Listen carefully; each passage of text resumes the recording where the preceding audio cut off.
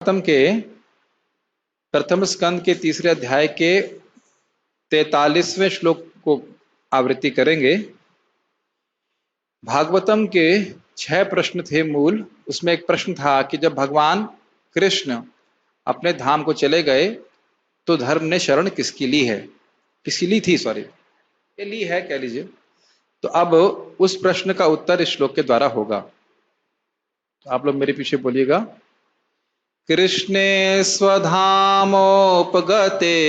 कृष्णे स्वधामोपगते धर्म ज्ञानादिभिः सह धर्म ज्ञानादिभिः सदः कलौ नष्ट दृशामेष कलौ नष्ट दृशामेष पुराणार्को धुनोदितः पुराणार्को ध्वनिर्गुजः। कृष्णे स्वधामोपगते कृष्णे स्वधामोपगते धर्म ज्ञानादिभिः सह धर्म ज्ञानादिभिः सह कलौ नष्ट दृशामेष कलौ नष्ट दृशामेष पुराणार्को धुनोदितः पुराणार्को धुनोदितः। कृष्णे स्वधामोपगते कृष्णे स्वधामोपगते धर्म ज्ञानादिभिः सह धर्म ज्ञानादिभिः सह कलौ नष्ट दृशामेष कलौ नष्ट दृशामेष पुराणार्को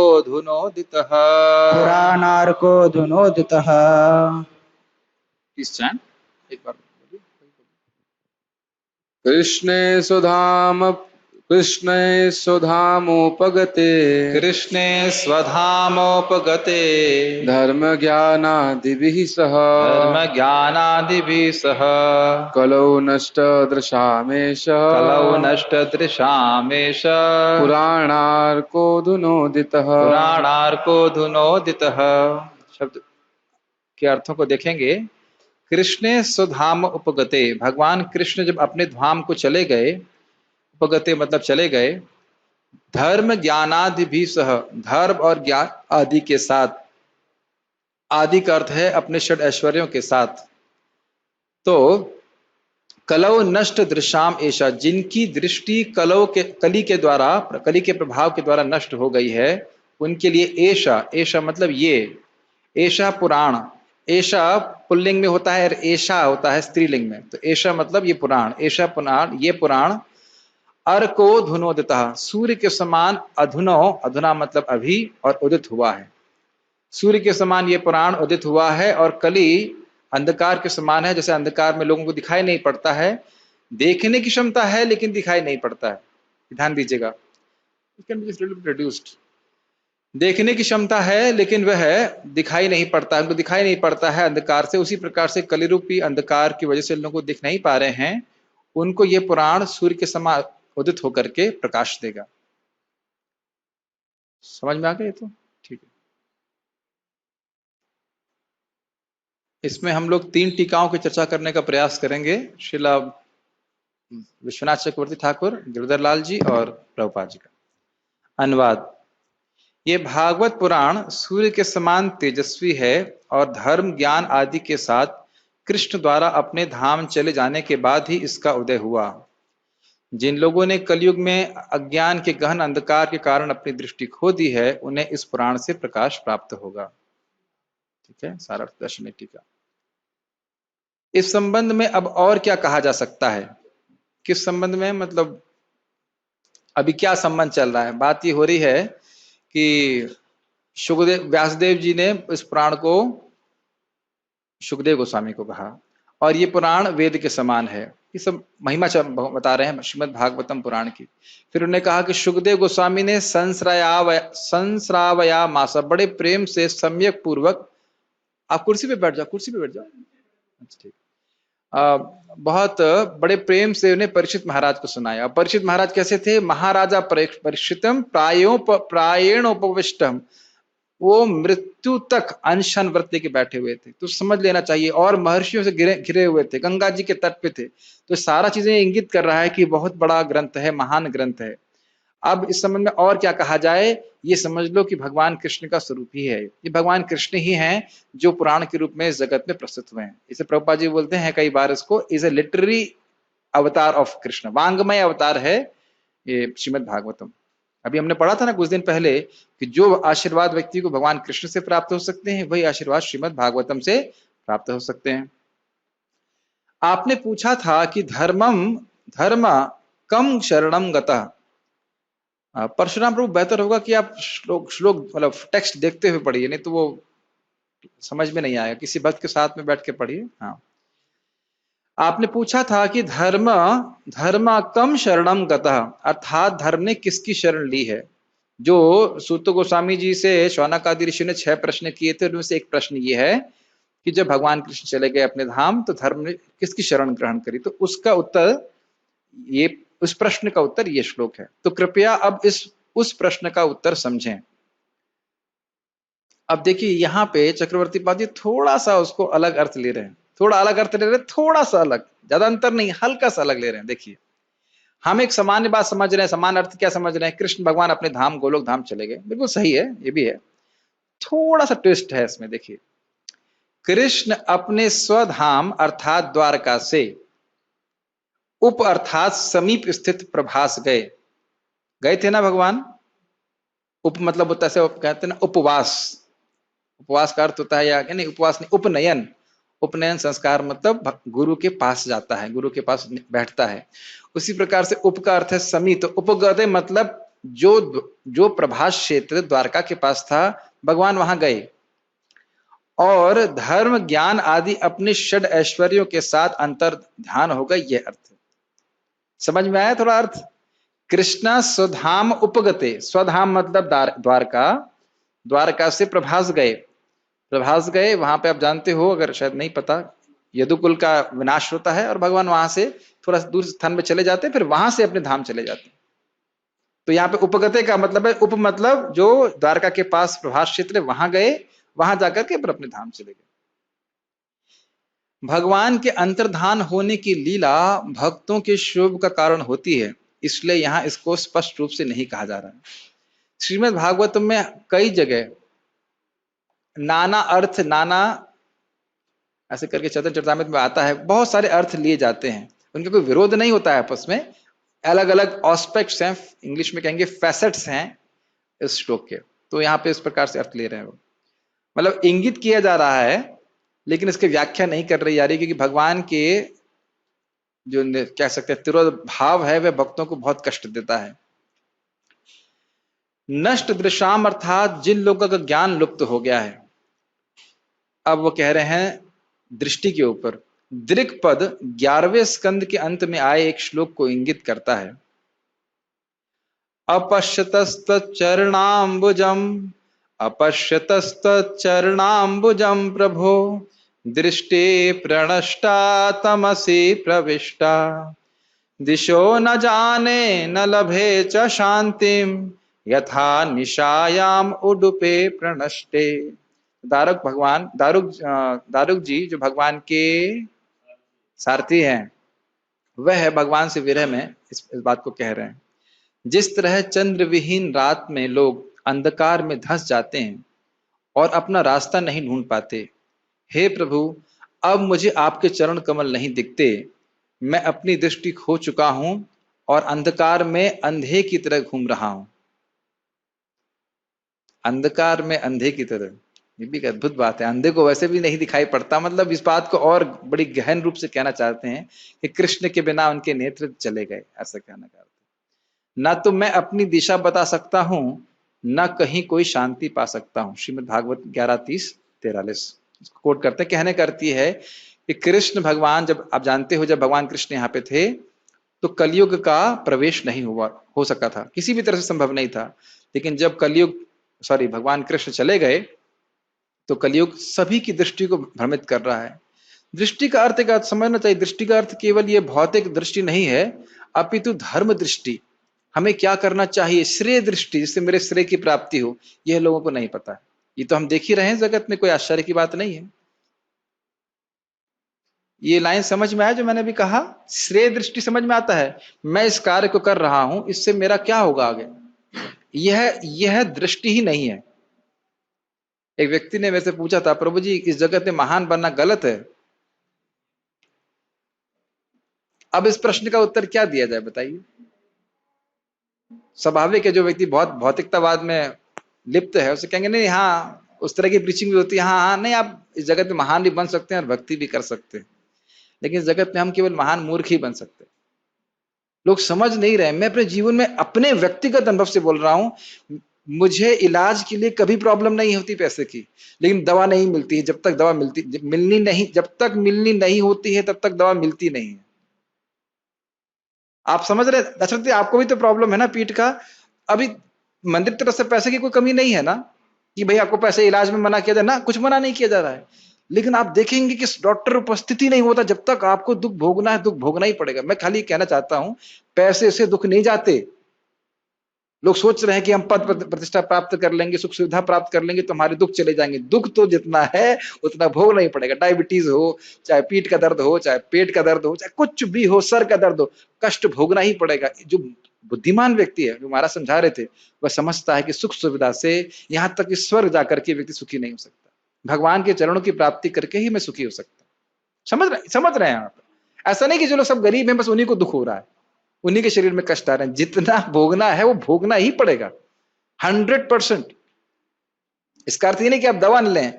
मैं तो जीवन में ये देख रहा हूं कि इस समय जिस परेशानी से मैं हूं, जो परेशानी है, वो दवा जो पहले काम करती थी 3 दिन में, वो महीना भर खा लिया वो भी काम नहीं कर रही है। मुझे बात याद आ रही थी वृंदावन चंद महाराज की। मैंने पूछा महाराज जी दवा नहीं खानी चाहिए, तो कहते हैं क्या तो बालस नहीं है शरणम इत्यादि पे। तो दवा हमेशा काम करती है क्या? आप दवा लेते हो तो क्या हमेशा दवा काम करती है? नहीं काम करती। भगवान जब चाहते हैं तब वो दवा कार्य करती है, और एकदम स्पष्ट जीवन में देख रहे हैं। यस, तुलसीदास जी के प्रसंग में सुनते इस प्रकार से, तो ये अच्छी बात है। मैं बोल रहा हूं कि भगवान के आश्रय के बिना व्यक्ति शांति नहीं प्राप्त कर सकता। तो भगवान चले गए और कलयुग ने अपना प्रवेश कर लिया। तो इस बात को कह रहे हैं कि मैं समझ नहीं पा रहा हूं, श्रेय दृष्टि समाप्त हो गई लोगों की। इससे यह बोधित होता है, बहुत सुंदर है, प्लीज बहुत ध्यानपूर्वक सुनिए, ध्यानपूर्वक सुनेंगे तो समझ में आएगा। इससे यह बोधित होता है कि कृष्ण सूर्य के समान है, मथुरा उदय पर्वत के समान है। क्यों बोल रहे हैं? उदय पर्वत मतलब जहां से सूर्य उगता है, बहुत सुंदर। प्रभास अस्ताचल के समान है, अस्ताचल मतलब जहां पे सूर्य अस्त होता है। तो प्रभास क्षेत्र से भगवान अपने धाम चले गए तो कृष्ण रूपी सूर्य वहां पे अस्त हो गया। अस्त हो गया मतलब यह नहीं कि नष्ट हो गया, अस्त हो गया मतलब हमारी दृष्टि से ओझल हो गया। शिष्ट जन चक्रवाक पक्षी के समान हैं, जो दिन में प्रसन्न और रात में दुखी होते हैं। ये थोड़ा घास झाड़ू वाले को बोल सकते हैं, थोड़ी देर बाद मारे झाड़ू डिस्टर्बेंस हो रहा है। ये समझ में आया, जो साधु जन हैं, जब भगवान अवतरित होते हैं तो वो लोग बड़े प्रसन्न होते हैं। तो चक्रवाक पक्षी जो है दिन में बड़ा प्रसन्न होता है लेकिन रात में दुखी हो जाता है। तो जो साधु जन हैं भगवान के जाने की वजह से वह दुखी हो रहे हैं। अभी हमने दारुका का वचन सुना था हमने। दुष्ट लोग कोहरे के समान है और पाप अंधकार के समान है। तो ये सब बहुत बढ़ गया है कलयुग में। भक्त जन कमल के वन के समान है। अब भक्त जनों को कमल का वन क्यों कह रहे हैं? क्योंकि यस, कमल सूरज के उदित होने पे ही उगता है और जब सूर्य चला जाता है तो मुरझा जाता है। तो भगवान के भक्त जो हैं, भगवान कृष्ण के विरह में दुख अनुभव करते हैं। तो जिस प्रकार से, अब देखिए, भगवान कृष्ण की जगह आप पुराण भागवत को रख दीजिए। मतलब जो सुख भगवान कृष्ण से साक्षात प्राप्त होता है भक्तों को, वही सुख श्रीमद् भागवतम के श्रवण कीर्तन से भक्तों को प्राप्त हो। ये समझ में? इसलिए उपाध्याय बहुत सुंदर टीका थी, मुझे बहुत अच्छा लगा। भगवान कृष्ण की उपमा स्पष्ट रूप से सूर्य से इस श्लोक में भी दी गई है। यथा कृष्ण द्युमणि निम्लोचे गिरणेषु अजगरेण किम नुनः कुशलम ब्रूयाम गता श्रीषु ग्रहेष्वहम। श्री उद्धव ने कहा, ये विदुर जी जब उद्धव जी से पूछ रहे हैं कि सब कुछ कुशल तो है, सब कुछ ठीक तो है, यदुकुल ठीक तो है, तो उसके उत्तर में ये बात बोल रहे हैं कि जब कृष्ण ही नहीं रहे तो क्या कुशल के बारे में आप पूछ रहे हैं। श्री उद्धव ने कहा, हे विदुर, संसार का सूर्य कृष्ण अस्त हो चुका है और अब हमारे घर को काल रूपी भारी अजगर ने निगल लिया है। मतलब समझ रहे हैं, काल के प्रभाव से यदुकुल का पूरा विनाश हो चुका है। मैं आपसे अपनी कुशलता के विषय में क्या कह सकता हूं? तो ये 2 जगह बताया गया है, 11वें स्कंद और 3रे स्कंद से यहाँ पे उद्धृत किया गया कि कृष्ण सूर्य के समान है।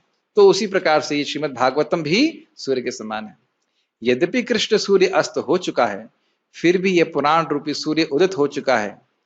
सूर्य की प्रतिमूर्ति सूर्य ही है, यह भाव है। तो ये सूर्य के ही समान है, हमारी श्रेय दृष्टि को पुनर्स्थापित कर देगी, अपने कल्याण के बारे में समझ पाएंगे, धर्म के तत्व को समझ पाएंगे, भगवान की भक्ति करना सीख पाएंगे। ठीक है। अब बाल प्रबोधिनी टीका में कुछ बातें तो चक्रवर्ती पाद की हैं, तो ली हैं, उसको मैं नहीं रखा हूं, लेकिन कुछ बातें थोड़ी अलग बोली हैं और बड़ी रसमय है। जरा देखिए इसकी बहुत ध्यानपूर्वक सुनिए। देखिए अपने टेक्स्ट में, रात्रि दोष से जिनकी दृष्टि लुप्त हो, एक मिनट, हो गई हो, उनके लिए ही सूर्य प्रकाशक होता है, ना कि स्वतः अंधे लोगों के लिए। समझ में आया? भाई सूर्य उग गया है तो जो लोग अंधकार से नहीं देख पा रहे उनको वो देख पाएंगे, लेकिन जो अंधा है वह तो सूर्य के उपस्थित होने पे भी नहीं देख पाएगा। बहुत सुंदर, बहुत ही विनोदपूर्ण टीका है इनकी। जैसे सूर्य के उदित होने पर भी उल्लू आदि के लिए प्रकाश का अभाव बना ही रहता है, यह एक प्रसिद्ध उदाहरण है। समझ में आ रहा है? जो लोग नास्तिक हैं, जो भागवत में विश्वास ही नहीं रखते, उनके जीवन में कोई प्रकाश नहीं होगा, वह सुनेंगे ही नहीं उसको, कहेंगे हमारे पास समय ही नहीं है। आपको पता नहीं कैसा लग रहा है, मुझे तो यह टीका बड़ी अच्छी लगी और स्पेशली उल्लू के संग एक बड़ा उनका सद्गुण है। सद्गुण ये है कि जैसे ही सूर्य उगेगा उनको दिखना बंद हो जाएगा अंधेरा होगा तो आंखें बड़ी बड़ी होती, देखा एकदम गोल गोल। मैंने एक उल्लू यहाँ देखा था, बड़ा डरावना होता है, बड़ी बड़ी आंखें होती, लेकिन जैसे ही सूर्य उगेगा उसे दिखना बंद हो जाएगा। तो श्रीमद् भागवतम में स्पष्ट लिखा है कि कृष्ण भगवान है, लेकिन उनको नहीं दिखेगा, वो समझ में नहीं आएगा। तो ऐसे उल्लुओं को प्रकाश नहीं दे सकता। कभी कभी आचार्यगण भी खूब गाली देते हैं ऐसे खराब लोगों को। उसी प्रकार कली के दोष से जिनकी प्रज्ञा लुप्त हो गई है, उनके लिए यह पुराण सूर्य के समान प्रकाशक है। जो अंधकार में है लेकिन प्रज्ञा लुप्त हुई है, ऐसा नहीं कि शून्य हो गई, जीरो हो गई, वो समझ नहीं पा रहे हैं, लेकिन जैसे भागवत सुनेंगे तो हाँ, उनकी प्रज्ञा, उनका चेतना समझ में आ जाएगा, हम कृष्ण के दास हैं। प्रभु जी कुकिंग कर रहे थे और परम पूज्य भक्ति विकास महाराज का प्रवचन सुन रहे थे, तो एक कान में बहुत सुंदर बात गई। महाराज कह रहे थे श्रीमद् भागवत हमें क्यों सुनना चाहिए? तो बहुत सारे कारण है। एक जो मुझे बड़ा अच्छा लगा वो यह है कि बार बार जब हम श्रीमद् भागवतम का श्रवण करते हैं तो ये चित्त में और गहरा चला जाता है कि मैं कृष्ण का शाश्वत दास हूं। ये मुझे बहुत अच्छी बात लगी थी, बहुत अच्छा बात लगी थी। बार बार सुनते हैं भागवतम तो यह विश्वास बढ़ता जाता है कि मैं कृष्ण का अंश हूं, मैं कृष्ण का दास हूं, मैं यहाँ का नहीं हूं, मुझे कृष्ण की सेवा करना चाहिए। और यही देखिए निष्ठा भक्ति का स्वरूप है, एकदम कोई विक्षेप नहीं, कोई डाउट नहीं कि क्या करना है।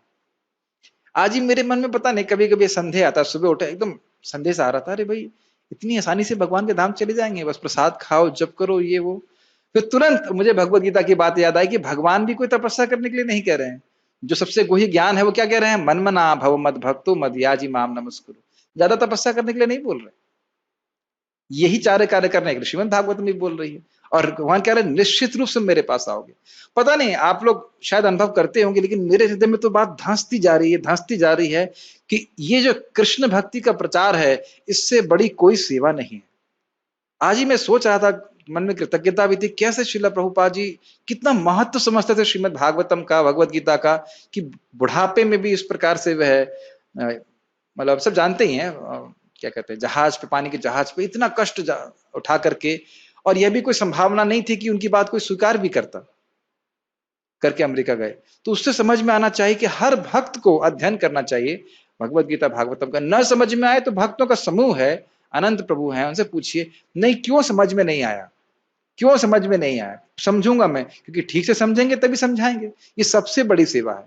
और सब लोग अलग अलग भाषा भी बोलते हैं, जैसे प्रभु जी ने भी एक भक्त को सिखा रहे हैं भागवतम, तो एक व्यक्ति को बताएंगे। अब आप ये नहीं कह सकते कि वो व्यक्ति एक ही व्यक्ति को बताएगा। और आजकल तो इतनी सुविधा है कि आपको वृंदावन छोड़ने की भी आवश्यकता नहीं है, जूम के द्वारा इत्यादि जो भी टेक्नोलॉजी के माध्यम से आप प्रचार कर सकते हैं। आप किसी एक व्यक्ति को प्रीच कर रहे हो, जरूरी नहीं कि वो भी एक ही व्यक्ति को प्रीच करेगा। प्रभुपाद जी ने आनंद शांति प्रभु, उनकी समाधि यहाँ पे है, एक व्यक्ति को प्रीच किया, कुछ सुना आधा घंटा ऐसे कुछ किया, और पूरा रशिया का मूवमेंट जो है उन्होंने खड़ा कर दिया। बहुत अद्भुत बात है। तो हर भक्त को समझ में आना चाहिए कि जो व्यक्ति श्रीमद् भागवतम का श्रवण करेगा उसकी प्रज्ञा आ जाएगी, समझ में आ जाएगा कि मैं कौन हूं, मेरा कर्तव्य क्या है। ठीक है ये बात। परंतु जो स्वयं प्रज्ञा शून्य है, विषयाविष्ट दैत्य आदि हैं, उनके लिए नहीं है। मतलब जो भोगों में पड़े हुए हैं लेकिन अब उनकी इच्छा ही नहीं है सुनना की, आते ही नहीं है सुनने के लिए, तो फिर कैसे उनको कुछ लाभ दिया जा सकता है। अतः इसके विद्यमान होते हुए भी सभी को धर्म आदि का प्रकाश नहीं मिलता है, ऐसी शंका का अवकाश नहीं है, यह सूचित होता है। मतलब अरे अब आप कह रहे हो सूर्य के समान है, श्रीमद् भागवतम है, तो सब लोग क्यों नहीं, सबको प्रज्ञावान क्यों नहीं हो जा रहे हैं? तब समझ में आ रहा है क्यों नहीं होने जा रहे, सुनेंगे नहीं। जब सुनेंगे ही नहीं तो प्रज्ञा प्राप्त कैसे होगी, ये बात। उदित शब्द से भागवत का अनादित्व सूचित होता है, ये बहुत इंपॉर्टेंट बात है। ये बात आपको बीच में हमारे डिस्कशन में आई थी कि क्या भागवत श्रीमद् भागवतम शाश्वत है, तो उस दिन मैं उसको पूरा उत्तर नहीं दे पाया था। बाद में मैं इसमें विचार कर रहा था। देखिए श्रीमद् भागवतम सबसे पहले कब बोली गई? क्या उत्तर है? ब्रह्मा जी को बोली गई। और ब्रह्मा जी को कब बोली गई? सृष्टि की शुरुआत में। यानी सृष्टि की शुरुआत से श्रीमद् भागवतम है, मतलब प्रकट है, प्रकट इस ब्रह्मांड में। ये नहीं बोल रहा हूं कि सृष्टि की शुरुआत में भागवतम की सृष्टि हुई, ये नहीं बोल रहा हूं। भगवान ने श्रीमद् भागवतम का प्रवचन ब्रह्मा जी को पहले से दिया, तो तब से श्रीमद् भागवतम है। लेकिन काल कह सकते हैं, जैसे सूर्य जो है उदित और अस्त होता रहता है, उसी प्रकार से हमेशा विद्यमान रहता है, लेकिन उदित और अस्त होता रहता है, इसीलिए एक विशेष काल में श्रीमद् भागवतम प्रस्तुत नहीं होती, लेकिन है हमेशा। ठीक है। जो वस्तु विद्यमान होती है उसके प्रादुर्भाव को ही उदय के अर्थ में लिया जाता है। ये लाइन समझ में आई? जैसे सूर्य हमेशा विद्यमान रहता है तो उसका प्रादुर्भाव, उसका प्रकट होता है, तो उसको उदय कहते हैं। ये नहीं कि सूर्य की सृष्टि होती है या सूर्य ने जन्म लिया या सूर्य उग गया। ये सब सामान्य भाषा का उपयोग है, लेकिन ऐसा होता वास्तविक नहीं, अब जानते उस बात। तात्पर्य प्रभुपाद जी का, भगवान श्री कृष्ण का अपना शाश्वत धाम है जहां वे अपने पार्षदों तथा साज सामग्री के साथ नित्य भोग करते रहते हैं। स्पष्ट है।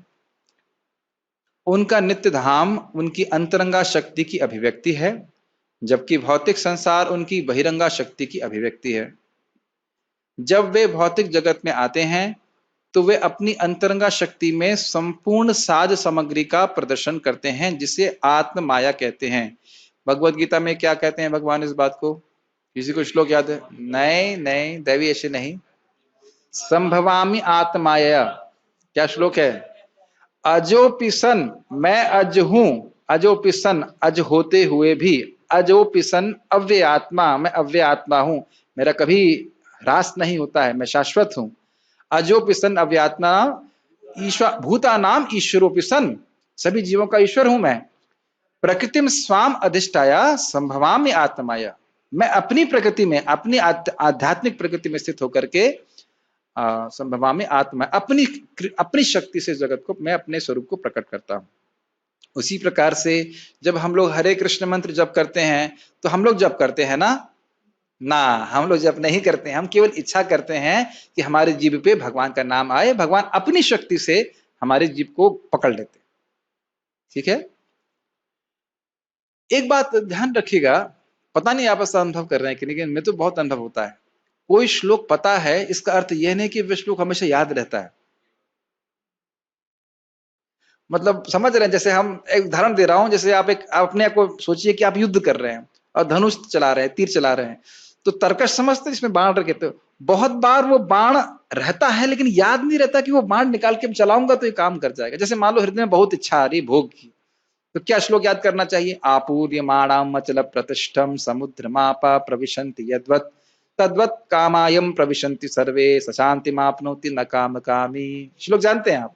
तो भगवत गीता बड़ी प्रैक्टिकल है साधक के लिए। बहुत सारी बातें आपको उस समय याद रहेंगी, अरे आएंगी और कुछ समय बाद चली जाएंगी। इन पे ध्यान ना दे करके, इनको पूर्ति ना करके मैं भक्ति में आगे बढ़ूं। मैं इसलिए बोल रहा हूं क्योंकि जैसे अभी यहाँ हम आत्माया का श्लोक देख रहे हैं, तो ये क्या अर्थ है, इसको बड़ी गंभीरता से जब हम भगवत गीता पढ़ेंगे तब ये श्लोक हमारे चित्त में चलते रहेंगे। और एक विशेष परिस्थिति में हमें क्या करना चाहिए, वो हमें उस श्लोक के आधार पे प्रकाश प्राप्त होता रहेगा। मेरी बात समझ में आ रही है? जैसे मुझे कल भूख लग रही थी, मैं थोड़ा देर में उठा, तो मुझे तुरंत ये बात याद आई कि जो कपिल देव कहते हैं कि जैसे खुद का पेट में मतलब खुद का कष्ट होता है, वैसे सामने वाले जीव का कष्ट भी देखना चाहिए।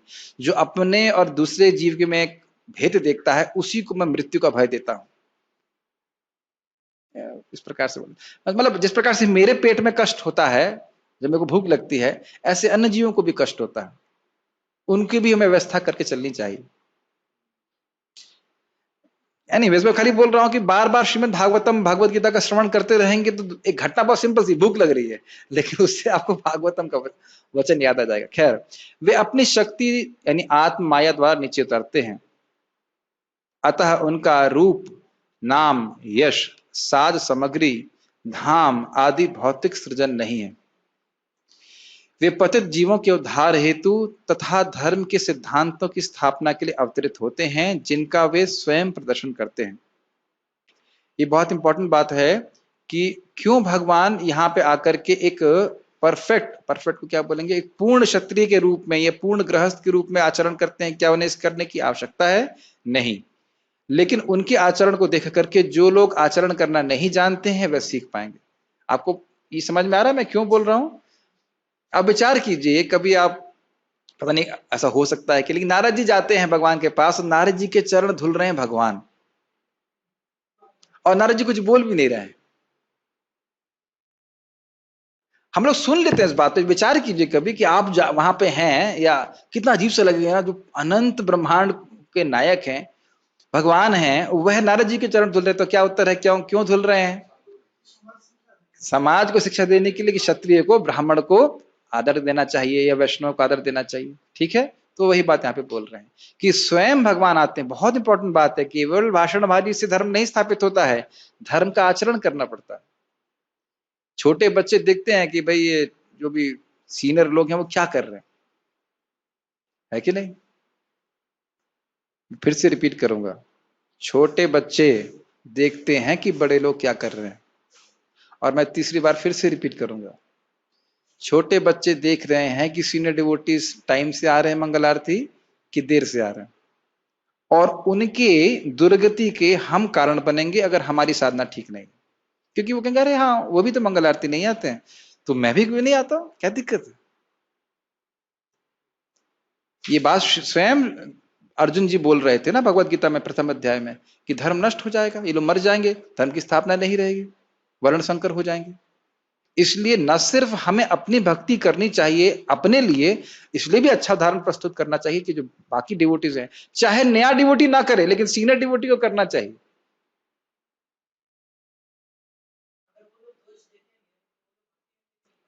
अगर वो दोष देखेंगे तो भक्ति में टिक नहीं पाएंगे, और इस प्रकार से बहाना देकर के हम सोते रहेंगे।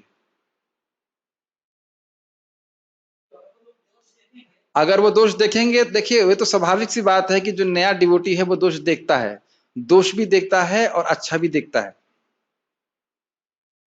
लेकिन ये बात मैं नहीं बोल रहा हूं, इस श्रीमद् भक्ति रसामृत सिंधु में बताया गया है। प्रभुपाद कितनी बार बोल रहे हैं इस बात को कि महान भक्त को, हम लोग तो महान है नहीं, पहली बात ये समझना चाहिए, हम लोग महान है नहीं, हम राग के स्तर पे है नहीं। तो महान भक्त को जरूरी नहीं कि भक्ति की विधि विधानों का पालन करें, सारे विधि विधानों का, लेकिन वह इसलिए करते हैं ताकि आदर्श स्थापित हो। इसमें भगवत गीता में भी हमने सुना अर्जुन को क्यों भगवान कह रहे हैं इस प्रकार से कार्य करो, धर्म की स्थापना करो। वो अर्जुन को कोई करने की आवश्यकता नहीं है, अन्य लोगों को स्थापित, अन्य लोगों के लिए आचरण स्थापित हो।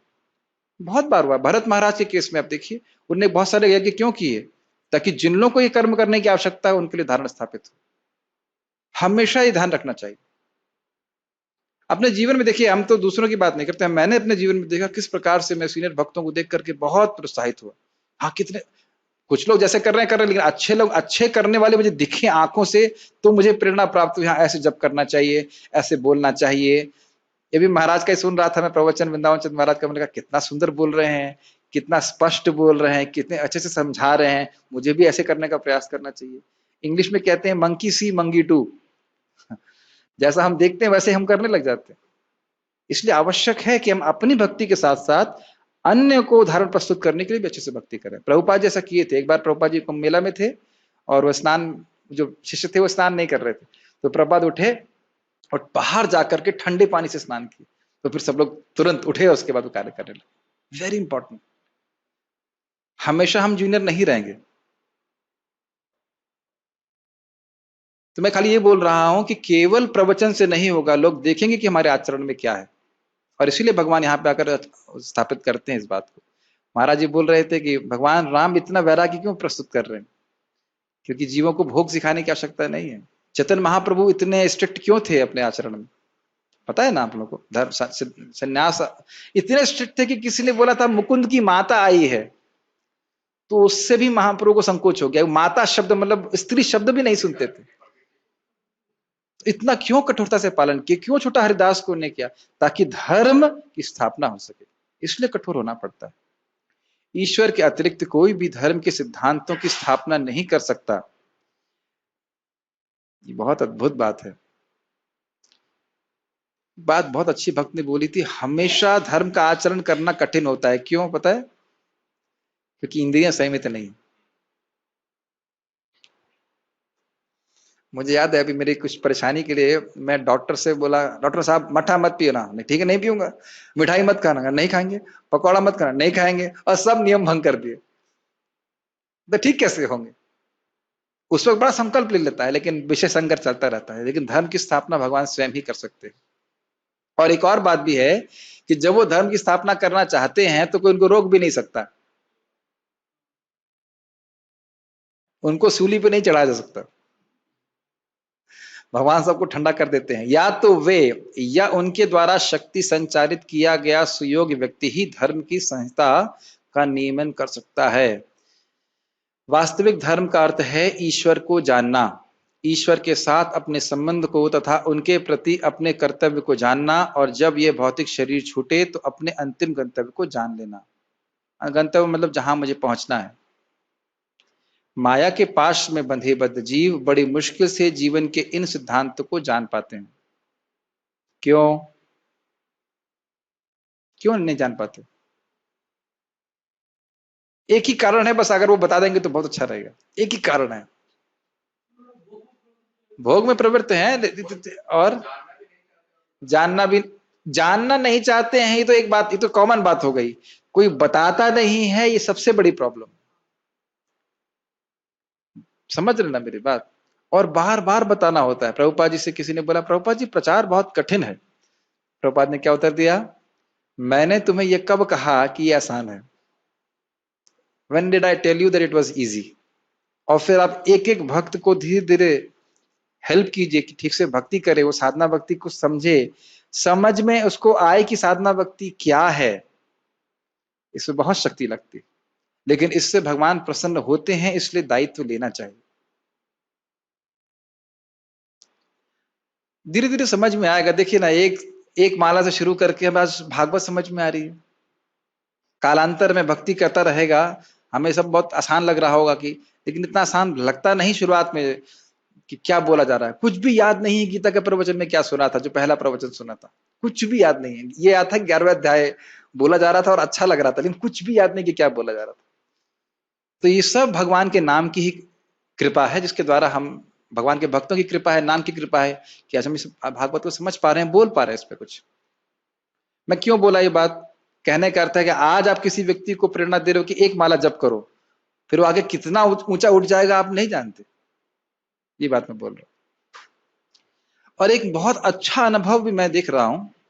एक भक्त थे, ये हैं, जो प्रवचन इत्यादि में रुचि नहीं रखते थे, और मेरा भी कुछ नेगेटिव भावना थी उनके प्रति। मैं, क्या बात है, साधना नहीं करता ये वो। लेकिन जब करते रहे और एकदम से अब उनकी बुद्धि घूम गई। तो मुझे बहुत विश्वास हुआ और शिक्षा प्राप्त हुई कि जो व्यक्ति नाम जप करता रहेगा, भले आज आपको लग रहा है कि वो ठीक से नहीं कर रहा है, एक दिन भगवान उसकी बुद्धि एकदम घुमा देंगे। प्लीज इस बात को ध्यान रखिएगा, किसी को भी रिजेक्ट करने की जरूरत नहीं है। प्लीज इस बात को ध्यान रखना। आज आपको लग रहा है वो आदमी गड़बड़ है, वो भक्ति करता रहे, एकदम से घूम सकता है, वो एकदम से घूम जाएगा। कौन घुमाएगा? भगवान। कोई पहले का कर्म है या कुछ ऐसा है जिसकी वजह से वह बाधित हो रहा है, लेकिन जैसे ही वो कुछ जो अपराध या कुछ भी रहा वो हटेगा, तुरंत वो भक्ति में आगे प्रवृत्त हो जाता है एकदम। मैं 2-3 लोग कैसे मैंने केस देखे इस प्रकार से, बहुत सीरियस हो जाते हैं भक्ति में। आप समझ रहे हैं? मैं नेगेटिव नहीं बोल रहा, मैं पॉजिटिव ले रहा हूं कि बस वो उसको प्रेरणा दीजिए, भक्ति करता रहे, भक्ति करते एकदम से घूम जाएगा। ठीक है। उनमें से अधिकांश पशुओं की तरह खाने, सोने, अपनी रक्षा तथा मैथुन में लगे रहते हैं। तो आप जानते ही हैं, ये अधिकांशतया धार्मिकता, ज्ञान या मोक्ष के नाम पर इंद्रिय भोग में लगे रहते हैं। मतलब करना तो वह इंद्रिय तृप्ति चाहते हैं, लेकिन ना उसको लेबल दे देंगे ऊपर की धर्म है या ज्ञान का अनुशीलन कर रहे हैं, भगवान की सेवा नहीं करना चाहते।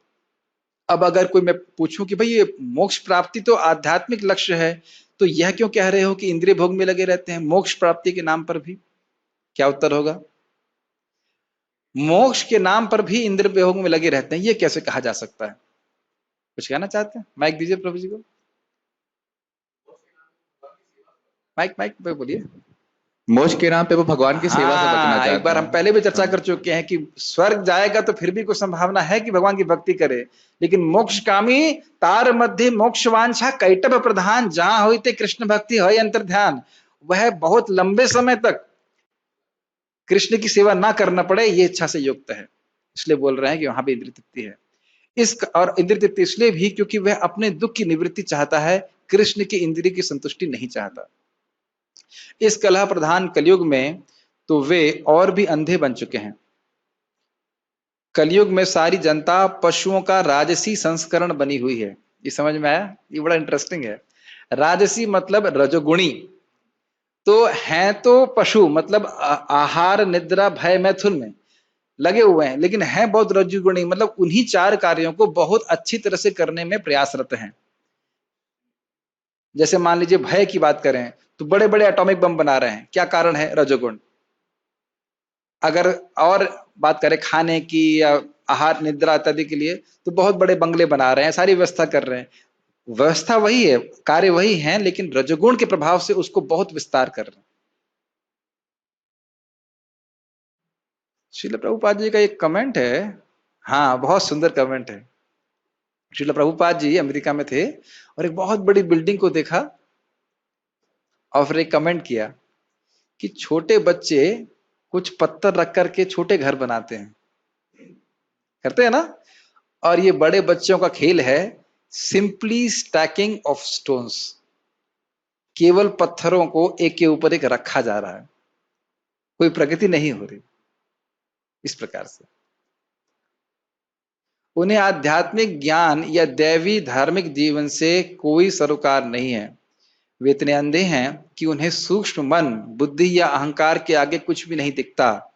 मतलब मन की तृप्ति, भौतिक बुद्धि की तृप्ति या भौतिक अहंकार की तृप्ति के अलावा जीवन का कोई लक्ष्य नहीं दिखता।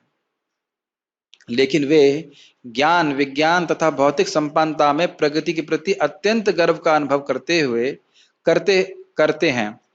करते इस शरीर को त्यागने के बाद कुकर या शुकर बनने के लिए तैयार हैं, क्योंकि उन्होंने जीवन के चरम लक्ष्य को दृष्टि से ओझल कर रखा है। ये लाइनें आपको समझ में आ रही हैं?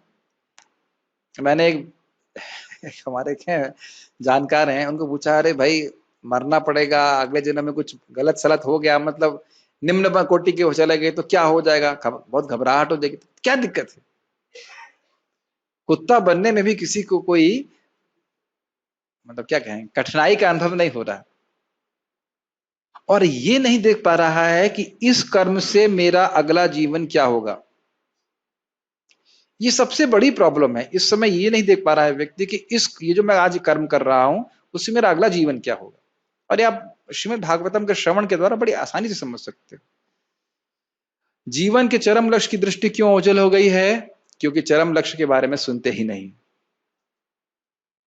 और सुनेंगे कहां से? श्रीमद् भागवतम से। भगवान श्री कृष्ण कलयुग का प्रारंभ होने से कुछ काल पूर्व हमारे समक्ष प्रकट हुए थे, और कलयुग के प्रारंभ होते ही वे अपने दिव्य धाम को वापस चले गए। कलयुग से डर गए थे, ये अर्थ है इसका? नहीं, कलयुग आ नहीं सका जब तक भगवान थे, और भगवान के जाने का जो समय हो उसके बाद कलयुग का प्रवेश होता है। जब तक वे उपस्थित थे उन्होंने अपने कार्यकलापों से सब कुछ कर दिखलाया। उन्होंने विशेष रूप से भगवत गीता का प्रवचन किया और धर्म के सारे बनावटी नियमों का निर्मूलन किया। बनावटी नियम मतलब जिसमें कोई भौतिक लाभ की आकांक्षा की जाती है भगवान की सेवा के द्वारा। इस भौतिक जगत से अपने प्रयाण के पूर्व उन्होंने नारद के माध्यम से श्री व्यासदेव को श्रीमद् भागवत का संदेश संकलित करने का अधिकार प्रदान किया। ठीक है, ये हम अभी अभी सीखने वाले हैं। जब व्यासदेव जी दुखी होंगे, सारे वेद के विभाजन के बाद भी, वेदांत सूत्र और महाभारत की रचना करने के बाद भी, फिर नारद जी आकर के उनको प्रेरणा देते हैं कि आप श्रीमद् भागवतम का प्रवचन कीजिए। इस प्रकार श्रीमद् भगवद गीता तथा श्रीमद् भागवतम, ये दोनों ग्रंथ इस युग के अंधे लोगों के लिए प्रकाश स्तंभ की बातें हैं। प्रकाश स्तंभ समझते हैं? Light house. लाइट हाउस कहाँ होता है? आकाश में नहीं, समुद्र में होता है। और क्या करता है कि बड़ा अच्छा उदाहरण प्रभुपाद दे रहे हैं, वो जो शिप को क्या कहते हैं? जहाज। तो जहाज अंधकार में अपना रास्ता नहीं देख पाता है, तो लाइट हाउस को देख करके वह खतरनाक स्थान से बच जाता है और वहां पे वह किनारे पे लग जाता है। दूसरे शब्दों में, यदि इस कलयुग के लोग जीवन के वास्तविक आलोक को देखना चाहते हैं तो उन्हें इन दोनों ग्रंथों की शरण लेनी चाहिए। इससे उनका जीवन लक्ष्य पूरा हो सकेगा। बड़ी गंभीरता से इनका अध्ययन करना चाहिए। भगवत गीता भागवत का प्रारंभिक अध्ययन है। भगवत गीता को जब हम समझ लेते हैं तो कृष्ण तत्व समझ में आता है, भगवत तत्व समझ में आता है। ये समझ में आता है कृष्ण भगवान है, और वहीं से शुरू होता है श्रीमद् भागवतम कि मैं किनका ध्यान कर रहा हूं? मैं उन भगवान वासुदेव का ध्यान कर रहा हूं जो इस पूरे जगत की सृष्टि के आदि इत्यादि हैं। श्रीमद् भागवतम तो जीवन का आश्रय तत्व साक्षात भगवान श्री कृष्ण है। देखिए प्रभुपाद स्पष्ट बोल रहे हैं ना, स्वयं श्री कृष्ण है। अतएव हमें चाहिए कि श्रीमद् भागवतम को भगवान श्री कृष्ण का प्रत्यक्ष प्रतिनिधित्व करता हुआ माने। जो श्रीमद् भागवतम को देख सकता है वह साक्षात श्री कृष्ण को देख सकता है। वे अभिन्न हैं, एक बात। लेकिन केवल देखना नहीं है, इसको सुनना है। और प्रभुपाद इस बात को कहते थे कि मेरे ग्रंथ को सुना जाना चाहिए। पढ़ना भी श्रवण करना है, लेकिन जैसे मैं ये बोल रहा हूं तो आप सुन रहे हैं। आप कुछ बोलेंगे, आप पढ़ेंगे तो मैं सुनूंगा। ये पढ़ाई से अधिक शक्तिशाली है। और प्रभुपाद जी इसको प्रथम स्कंद की शुरुआत प्रथम अध्याय में बोल चुके हैं, आख्यातानि अपि धीतानि धर्मशास्त्रानि यान्वितः। कि इसका अर्थ ये नहीं कि आप पढ़े नहीं, लेकिन महाराज भी बता रहे थे ना, अपने पढ़ने के लिए होता है तो कैसे भी पढ़ लेता है, लेकिन दूसरे को पढ़ाना है तो व्यक्ति बड़ी गंभीरता से पढ़ता है। तो उसको पढ़ें भी और पढ़ाने का भी कल्चर होना चाहिए। एक व्यक्ति कितना प्रचार कर सकता है, सब लोग अपने अपने स्तर से समझें और उसके मैसेज को दूसरों को दें। कोई प्रश्न है किसी का तो मैं ले सकता हूँ। यस, हाँ प्रभु जी को माइक दीजिए। परशुराम प्रभु। कृष्णा प्रभु। प्रभु इस चीज में दृढ़ता कैसे आएगी कि इस भौतिक जगत में सुख है, सुख नहीं है, और इंद्रिय तृप्ति मेरे को कभी खुशी नहीं कर सकती, और जब हमारे सामने भोग की वस्तु आती तो हम सोचते यही असली सुख है। शास्त्री जी उत्तर दीजिए। प्रश्न सुने थे? हाँ ठीक, बताइए। आजकल मैं प्रश्नों को उनको डिफ्लेक्ट कर देता।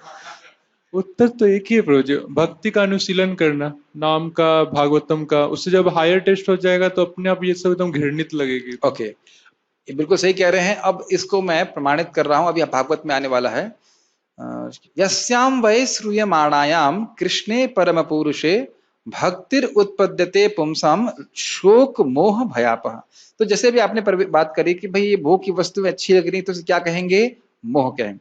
मैं शरीर नहीं हूं, लेकिन मोहवश मैं सोच रहा हूं कि मैं शरीर हूं, इंद्रिय हूं, और इनकी तृप्ति करके मैं सुखी हो जाऊंगा। तो क्या सॉल्यूशन दे रहे हैं? यस्याम वै श्रूयमाणायाम, श्रीमद् भागवतम को जो सुन रहा है, क्या है? यस्याम वै श्रूयमाणायाम कृष्णे परम पुरुषे भक्तिर उत्पद्यते। तो जब कोई श्रीमद् भागवतम को श्रवण करता है तो भगवान कृष्ण जो परम पुरुष हैं उनमें भक्ति उत्पन्न होती है। ये प्रभु जी बता रहे थे। अब भक्ति उत्पन्न होती है तो क्या होता है? ये तो मुख्य कारण, मुख्य लाभ है, भक्ति उत्पन्न होती है। और फिर साइड बेनिफिट क्या है? शोक मोह भयापह। शोक मतलब भूतकाल के बारे में सोच रहा है, ये प्राप्त नहीं हुआ, वह यह प्राप्त नहीं हुआ, मतलब यह भोग प्राप्त नहीं हुआ, उसको तो अधिक मिल गया था, मेरे को नहीं मिला। ये इस, और मोह मतलब वर्तमान में, अरे भाई यहाँ तो कमी है, ये प्राप्त नहीं हुआ, वो प्राप्त नहीं हुआ। और भय मतलब फ्यूचर में क्या हो जाएगा, इस प्रकार की। तो इस प्रकार की जो दुर्वासना है, दुर्भावना है, वह सब नष्ट हो जाती है श्रीमद् भागवतम के श्रवण से। तो स्पेशली भागवत विधि का आश्रय लेना चाहिए। जितना हम नाम जप अच्छे से करेंगे और श्रीमद् भागवतम का श्रवण करेंगे तो धीरे धीरे यह ज्ञान नष्ट होने लगता है। एकदम समझ में आने लगता है कि मैं भोग करके सुखी नहीं हो सकता। इसका और कोई हाउ टू नहीं है। जब भी पूछा जाए कि ये गुण कैसे आएगा, वह अंधकार कैसे नष्ट होगा, तो एक ही हाउ है। हाउ मतलब अभिधेय, एक ही तरीका है, और वो क्या है? भगवान श्री कृष्ण की भक्ति। जितनी मात्रा में हमारा अंधकार नष्ट होगा उतनी मात्रा में ये अंधकार मतलब अज्ञान, अविद्या नष्ट होगी, उतनी मात्रा में समझ में आ जाएगा कि मैं भोग करके सुखी नहीं हूं, पॉइंट नंबर 1, और भक्ति करके ही सुखी होता हूं, पॉइंट नंबर 2। आपके प्रश्न का उत्तर हुआ प्रभु जी? जितनी मात्रा में भक्ति बढ़ेगी उतनी मात्रा में समझ में आने लग जाएगा, अपने आप समझ में आने लग जाएगा कि इसमें कोई रुचि नहीं, इसमें कोई टेस्ट नहीं है। और स्पेशली जब हम भक्ति करते हैं, मैंने कई बार रिपीट किया, भक्ति करते हैं तो ये हे बुद्धि आ ही जाती है भोगों के प्रति, ना ये अच्छे नहीं है, ये अच्छे नहीं, और ये भक्ति ही अच्छी है। लेकिन हमको दृढ़ता से भक्तों के संग में भक्ति करते रहना पड़ेगा। ठीक है, आपके प्रश्न का कुछ उत्तर हुआ? भक्ति ही करिए, भक्ति में भी श्रवण कीर्तन प्रमुख है, उसके द्वारा ये जो विषय वासना है वो चली जाएगी। और चैतन्य महाप्रभु का सोल्यूशन क्या है? कबू ना बॉडी बे तुम्हारे विषय तरंगे, पुनरपिठाए पाबे मुर संगे। उसे ये आगे वाला श्लोक है, इससे पहले वाला श्लोक ये था, जारे देखो तारे कहो कृष्ण उपदेश, आमार आज्ञा गुरु होइया तारे ऐ देश। तुम जिसको देखो उसे कृष्ण का उपदेश दो। लेकिन जब हम देंगे तब पाएंगे जब हम सुनेंगे। कभी कभी प्रवचन में मैं देखता हूं कि एकदम से वो बात आ जाती है, कोई बात मैंने बोली जो मैंने सोचा नहीं था कि इसमें बोलूंगा, तो मैं सोचता ये कहां से आ गया, तो फिर याद आता है कि कहीं मैंने प्रवचन में सुना था और वो हृदय में रहती और अकस्मात प्रकट हो जाती। तो जब हम सुनेंगे ठीक प्रकार से तब वह सामने बात आएगी। जैसे अभी आप लोगों ने शायद समझ लिया होगा, माधुर का दमनी सब समझ में आ ही गया होगा, है ना? आप लोगों के चरणों में निवेदन है, कृपया वो रिकॉर्डिंग्स हैं उसको फिर से सुनिए। अभी मैं फिर सुन रहा था श्रद्धा का मतलब क्या होता है, तब समझ में आ रही, बहुत सारे पॉइंट छूट गए, श्रद्धा ही समझ में नहीं आई ठीक से, आगे अनर्थ निवृत्ति की तो बात छोड़िए आप, श्रद्धा क्या है पहले वही समझिए। कम से कम 3-4 बार सुनेंगे तब वो समझ में आएगा। और फिर अगर आगे और कुछ करना चाहते हैं तो सोचिए कि कहीं सेमिनार दे दें उसके ऊपर, तब और गंभीरता से सुनेंगे। मेरा निवेदन है इस प्रकार से अपने मन को भगवान के श्रवण कीर्तन में नियोजित रखना चाहिए। और अब एक और इसका अगर उत्तर दे सकें तो यही है, क्या है श्लोक? शृण्वताम स्वकथा कृष्णा पुण्य श्रवण कीर्तना हृदयंतस्त भद्राणी विधुनोति सुहृत्सताम। जो भक्त बड़ी ईमानदारी से भगवान के बारे में सुनना चाहता है तो उसकी मदद कौन करते हैं? भगवान स्वयं करते हैं, स्वयं ही उसके हृदय से भोग की इच्छा को मिटा देते हैं। ठीक है, और कोई प्रश्न है? ओके, सो चलो स्टॉप हियर। बहुत बहुत धन्यवाद। श्रीमद् भागवतम की जय, श्रील प्रभुपाद की जय।